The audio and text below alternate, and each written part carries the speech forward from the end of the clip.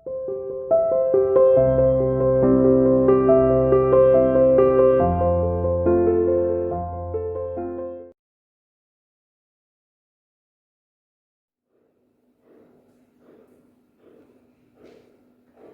Students, how are you? CR international online classes में welcome.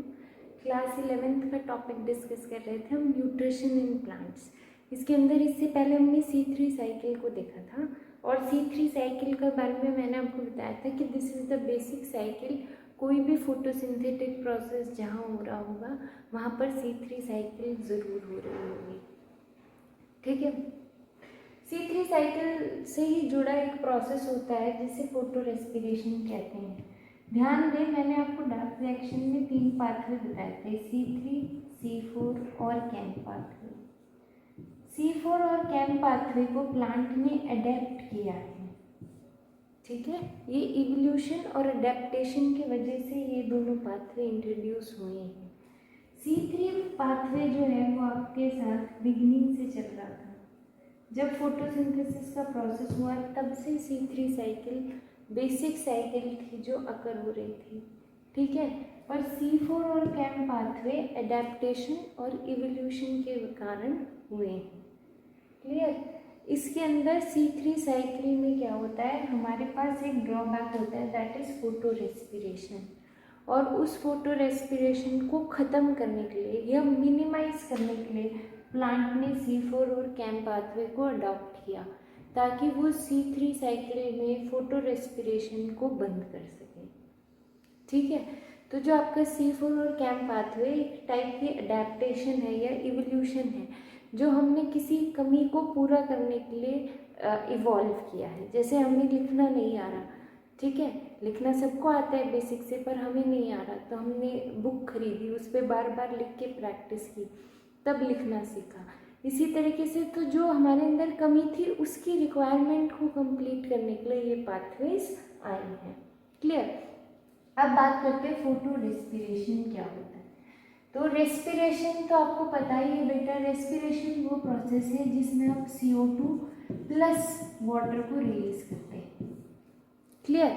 तो respiration है यहाँ पर, तो इसका मतलब ये है कि CO2 और वाटर यहाँ से रिलीज हो रहे होंगे, और ये लाइट के प्रेजेंस में हो रहे हैं, इसीलिए हम इसे बोल देते हैं फोटो रेस्पिरेशन। ठीक है, इसका हमने एक दूसरा नाम भी दिया है C2 साइकिल। जिस तरीके से हमने C3 साइकिल को C3 साइकिल इसलिए कहा था क्योंकि उसमें बनने वाला फर्स्ट स्टेबल प्रोडक्ट 3 कार्बन का था, इसी तरीके से C2 साइकिल में बनने वाला फर्स्ट स्टेबल प्रोडक्ट 2 कार्बन का है, इसीलिए हम इसे C2 साइकिल कहते हैं। हम इसे फोटोसिंथेटिक कार्बन ऑक्सीडेशन साइकिल भी कहते हैं। ठीक है, इससे पहले C3 साइकिल में CO2 का आप रिडक्शन करा रहे थे, जिसकी वजह से आपको शुगर या कार्बोहाइड्रेट की फॉर्मेशन हो रही थी। इसके अंदर हम कार्बन का ऑक्सीडेशन कराएंगे, इसीलिए ये फोटोसिंथेटिक कार्बन ऑक्सीडेशन साइकिल भी कहलाती हैं, और हम इसे ग्लाइकोलेट साइकिल भी कहते हैं। ठीक है, अब हमारी क्या मजबूरी है? हमारी 2 मजबूरियां हैं कि सबसे पहले तो ये बिल्कुल वेस्टफुल, एक ईविल है। आपके एक लाइन देखने को मिलेगी NCERT में, लिखा होगा कि photo respiration is an unavoidable evil, यानी हमारे लिए, प्लांट्स के लिए ये बहुत ही खतरनाक और गलत प्रोसेस है, लेकिन फिर भी हम इसे बंद नहीं कर सकते। ठीक है, और क्यों नहीं कर सकते और किस तरीके से खराब है उसके बारे में बात करेंगे। तो ये सबसे पहले तो हमने इसे रिगार्ड किया है कि it is a doubly wasteful process. Doubly wasteful process का मतलब कि ये हमारे जीवन में 2 तरीके से नुकसान कर रहा है। प्लांट्स को 2 तरीके से क्यों नुकसान कर रहा है? क्योंकि एक जो नॉर्मल फोटोसिंथेसिस का प्रोसेस है, जो आपके नॉर्मल फोटोसिंथेसिस का प्रोसेस है, उसकी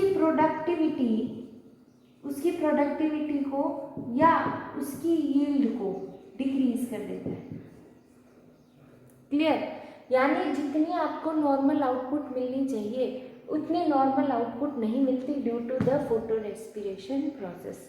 क्योंकि ये आपके फोटोसिंथेसिस की प्रोडक्टिविटी को या यील्ड को डिक्रीज कर रहा है। पहला वेस्ट जो हमें इसकी वजह से हो रहा है।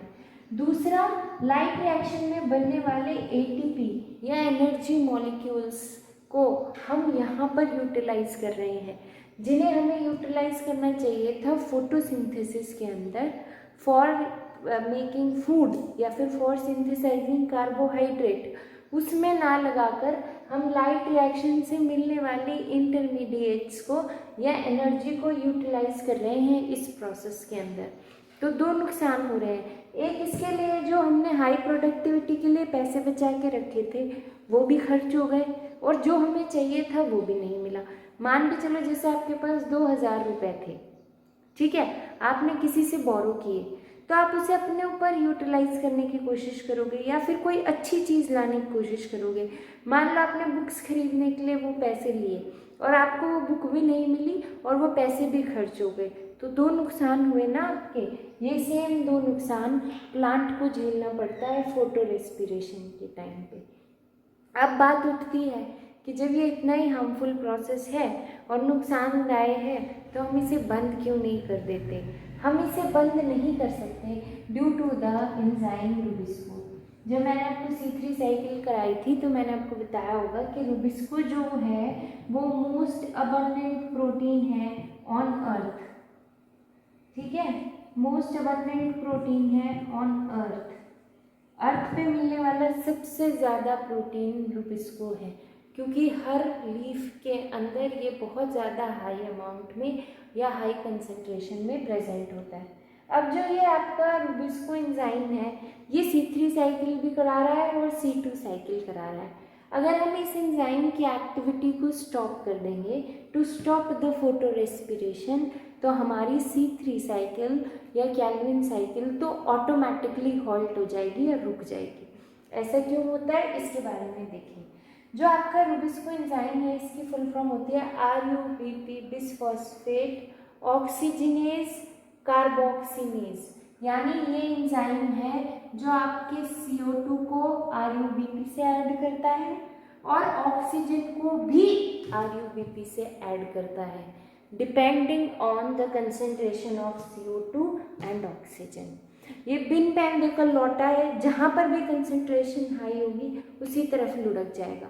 CO2 की कंसेंट्रेशन हाई होगी तो RUBP को CO2 से अटैच करा के PGA बना देगा, दैट इज फॉस्फोग्लिसरिक एसिड।